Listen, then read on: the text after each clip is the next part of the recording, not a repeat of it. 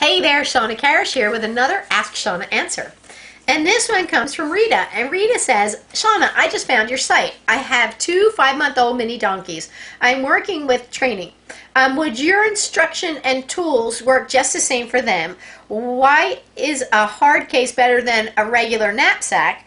And I've been told not to allow my donkeys to eat from my hand. Ugh, because they will be biters. Your thoughts?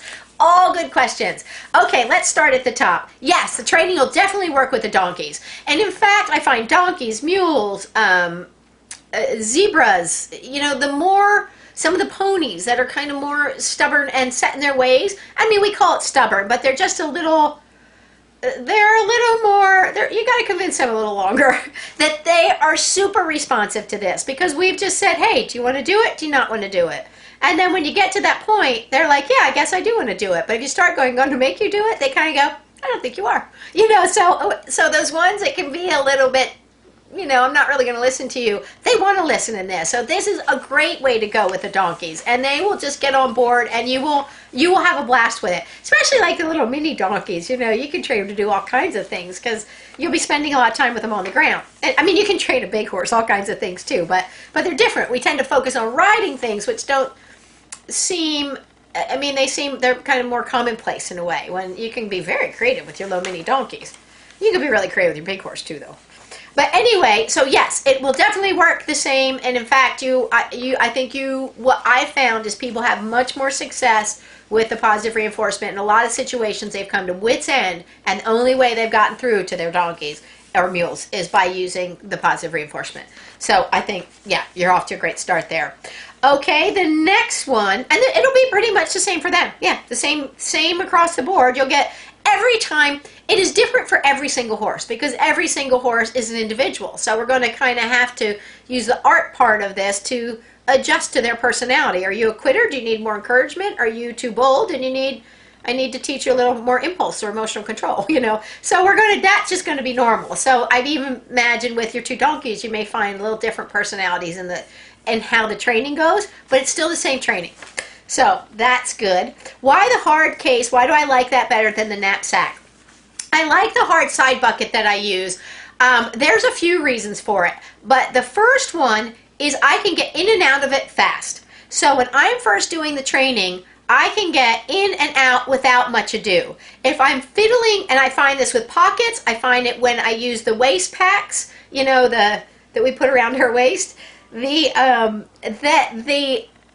I fiddle. You have to fiddle more because you are trying to get in there and out of it. I can reach in and out of my side bucket without even looking. It's very seamless and smooth. Now, why this is advantageous is because it doesn't, when we start to fiddle with it, if we have to take a split second longer with it, we inadvertently have drawn more attention to the feeding process as opposed to the click.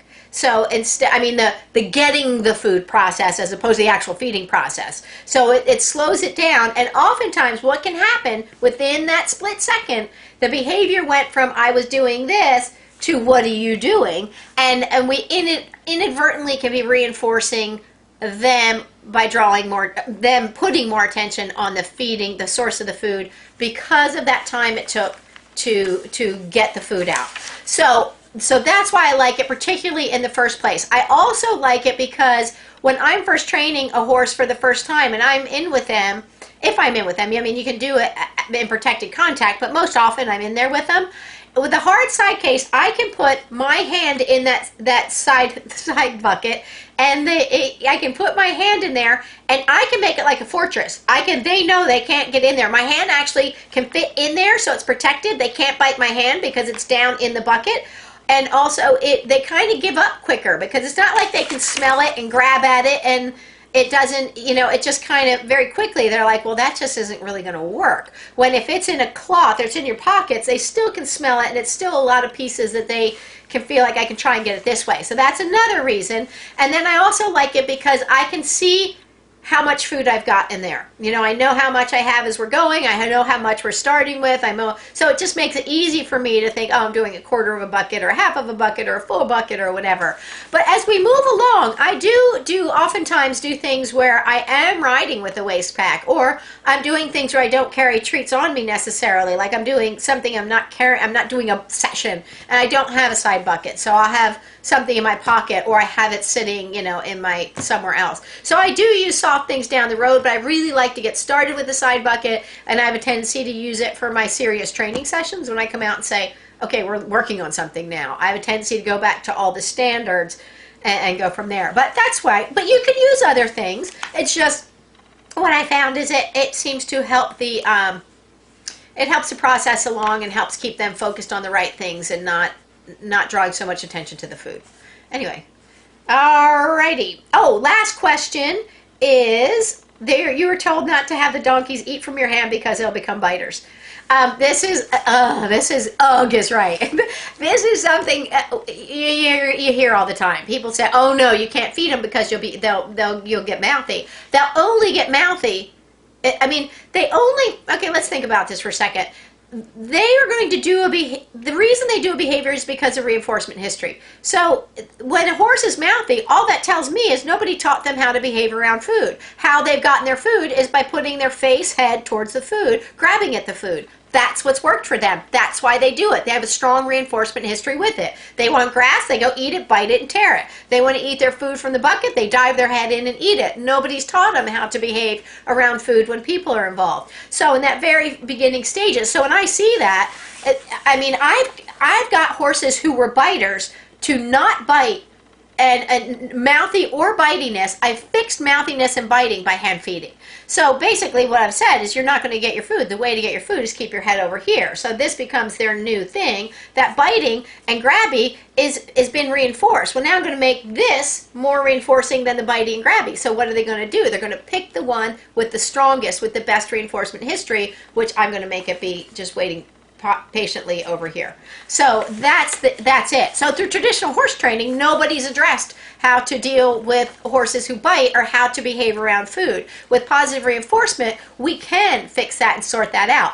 And in fact, because food is a primary reinforcement, it's one of the things they need to survive. They need food, air, water, sleep, and to procreate. That's what they minimally need to survive. And the procreation only comes to survive as a species. But if you put them in a stall with nothing, they don't need to run, they don't need to do, they need those things to survive. And so because of that, its value as a motivator is really unrivaled by the things we have in traditional training. So what shows me when they're really intent about food is it's a really strong motivator. You know, so sometimes I want to settle it down a little bit and feed them beforehand so they're not so, you know, manic about it. But what it shows me is how strong it is. So when we teach them the right way to be utilizing the food, we'll get a new behavior. So basically, if they're biting or mouthing, they just don't know. The horse doesn't know, the people don't know.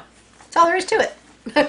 Anyway, so all really good questions. It sounds like you're just getting started, so please don't hesitate to get a hold of me. And you know, as you're moving through your training process, you know, you can go through the Ask Shawna questions, and there's a lot up there actually. If you go through the YouTube videos or go to my blog on shawnakarrasch.com, you'll probably find a lot of subjects that will help you along the way. But if I don't address something, you have more questions, please don't hesitate to get a hold of me at askshawna.com or shawnakarrasch.com. Okay, Rita, good luck with your new ponies. Okay, bye. Oh, donkeys. Until next time, enjoy getting your donkeys on target. Bye.